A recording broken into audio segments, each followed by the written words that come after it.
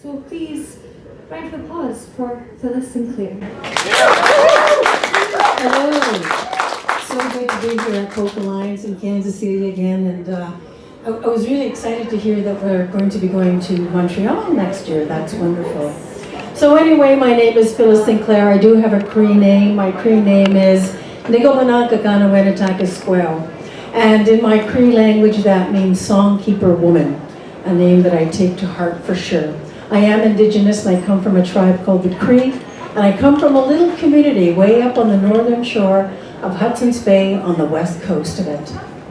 You know, growing up in my Indigenous community was wonderful. I felt like everybody was home, because really we were. And there were all kinds of wonderful, colorful people in the community that I used to just adore. And one of them was a man named Joe. I was about 7 years old, and Joe might have been about 70 years old. But mind you, I was 7, and anybody over 30 looked 70, so it could have been anything, right? So Joe was a wonderful person. But the thing that I noted about Joe is that he would be in town for a week or two, then he'd be gone, then he'd come back again, then he'd be gone, and this repeated itself. And whenever he came back to town, he wouldn't have his own house. He would ask somebody if he could stay at their house. And I found this very curious. But when my grandmother would come to me and say, Phyllis, Joe's going to stay with us for a couple of weeks, is that okay? I'd be very happy about it, because he was a wonderful, wonderful person to have around. You know, I never forgot Joe all these years. And a few years ago, I ran into his niece.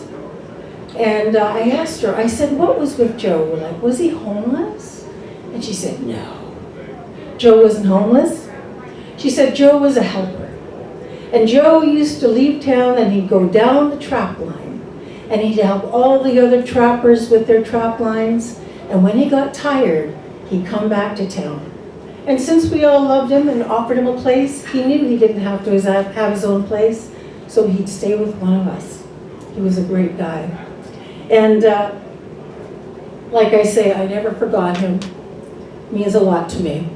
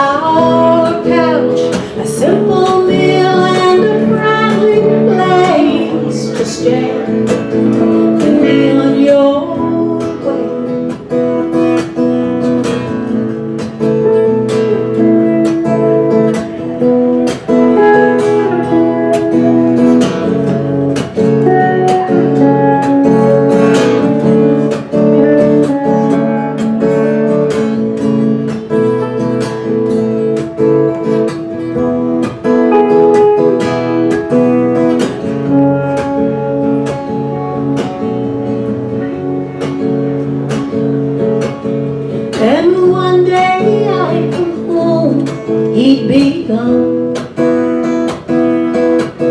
He'd never leave a note, and we just carried on like steam from the Bayline train.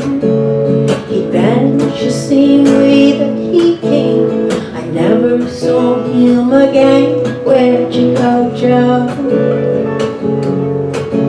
I hear he lies in a grave down by the shore. The whole town paid for the box that he could not afford.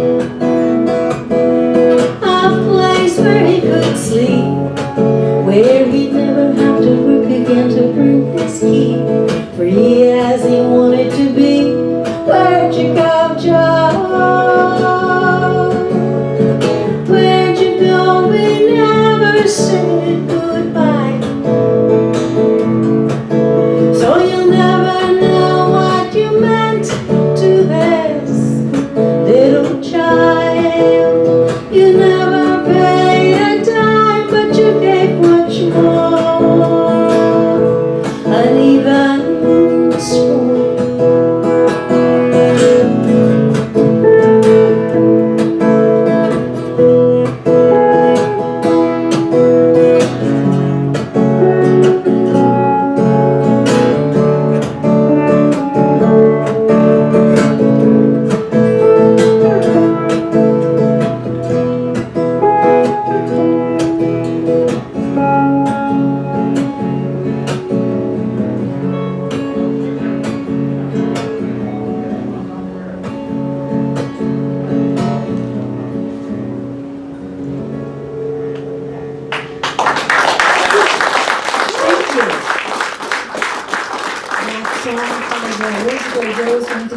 Upcoming album Kiyam, which is due to come out March the 1st.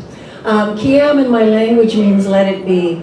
And all the songs on the album refer to situations in our life where, you know what, we're just forced to let it be because there's not much we can do about it anyway. So be looking out for that.